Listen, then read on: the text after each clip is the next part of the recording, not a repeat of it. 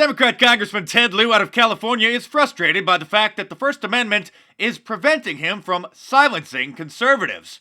So he's urging the big tech companies to start censoring more of us on the government's behalf. Here he is talking with CNN's Breonna Keeler yesterday, who's disappointed in him that he didn't use his time during Tuesday's hearing with Google CEO Sundar Pichai to pressure the tech giant to increase their censorship. Have you thought that maybe you and other Democrats have missed opportunities to use your time to press Google's CEO at a time when these large tech companies are struggling to manage content perpetuating conspiracy theories? They're so vulnerable to outside interference. Isn't that a focus that could have been a missed opportunity? So it's a very good point you make. I would love if I could have more than 5 minutes to question witnesses. Unfortunately, I don't get that opportunity.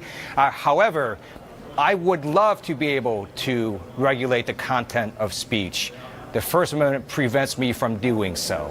I would urge these private sector companies to regulate it better themselves, but it's really nothing that I believe government can do, and so that's been my position all along. I'm sorry, Miss Keeler, if you're so concerned about conspiracy theories being spread around, you should probably stop working for CNN. This guy was one of Google's biggest cheerleaders during the hearing on Tuesday, who said that if conservatives don't like the search results on Google or don't like what they're seeing on social media, that we should just blame ourselves. And to some of my colleagues across the aisle, if you're getting bad press articles and bad search results, don't blame Google or Facebook or Twitter.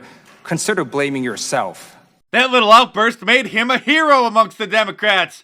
How Ted Lieu became Google's accidental champion, reported The Atlantic. This editor for Wired magazine called it the best moment in the Sundar Pichai hearings. Yeah, it's just so cool. Called for the end of the First Amendment and saying that conservatives should blame themselves for being upset about that. And speaking of trying to undermine our republic, Senator Chuck Schumer is now tweeting in a foreign language because, well, he's a foreign agent trying to overthrow our country from within. And here's MSNBC's Mika Brzezinski to further illustrate the incredible double standards that the liberals have for freedom of speech, uttering a dreaded homophobic slur on the air, and of course facing no consequences. I understand that Donald Trump doesn't care. Heilman makes a good point. He doesn't care.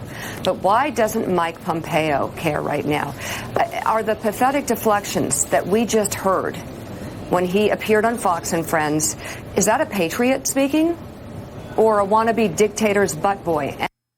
I'm dead serious. I'm asking, are these the words of a patriot? It sounds like they tried to mute it out, but they failed, and I personally couldn't care less what anybody says, as long as they're not calling for violence. It is unprofessional, but it's MSNBC we're talking about here. But imagine if some YouTuber or someone on Fox News or on Twitter dared to utter that dreaded slur. But Mika's job is totally fine, and MSNBC's already forgotten about it. And she says that she meant to call him a water boy, not a...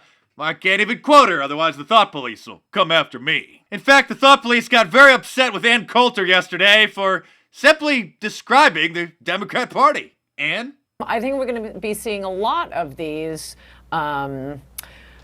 disputes in the Democratic Party base because they all hate one another. I mean, you have the Muslims and the Jews and the various exotic sexual groups and the black church ladies with the college queers. The only thing that keeps the Democratic base together is for them to keep focusing on, no, white men are the ones keeping you down. You must hate white men. It's the one thing they all have in common.